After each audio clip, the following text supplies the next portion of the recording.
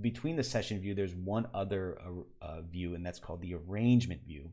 So in the session view, this is a great place to lay out some audio loop ideas or some MIDI ideas, and almost think of it as like as a sketch pad. It is a place to monitor your levels, but then also a place to sketch out ideas and maybe launch some clips or launch some audio ideas, and before you decide to record it and move it into what's called the arrangement view. So how I get to that arrangement view, okay, there's two ways.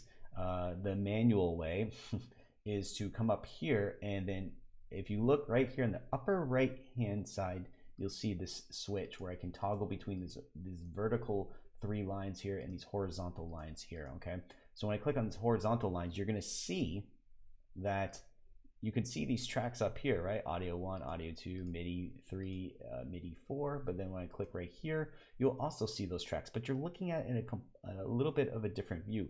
This is your arrangement view. So when you start to formulate or come up with ideas, if you plan on arranging something, hence why they call arrangement, and then you want to export those ideas, whether you plan on releasing your music commercially or maybe sending it to a friend, you're going to do it from here. Okay, and here's the cool thing is that I have some friends, some producer friends that love exclusively working in the session view, and then I have some friends, some fellow producer friends that exclusively love just working in the arrangement view, arrangement versus session view.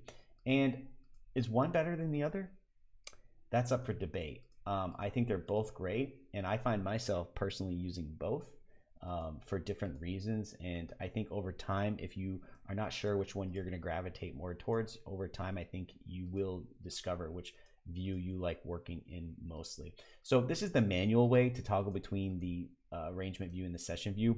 But the first main key command that we go over and discuss in class, and I homework assignment for you to memorize, is the tab key.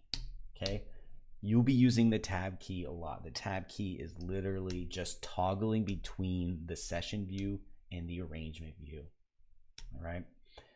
By the way, I was joking about the homework assignment, but it's definitely, you know, a good key command to get comfortable with, to get used to, because you'll be using it a lot, regardless of which view you like more. But something, if you pay close attention to this, as I toggle between the session view and the arrangement view, a couple of things do not change. Okay, up here, the global control bar does not change, right?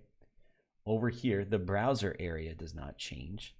Okay, and then down here, the info tab view, and where you can actually drop an instrument or sample, or you could drop an audio effect, okay, or you could drop a clip in.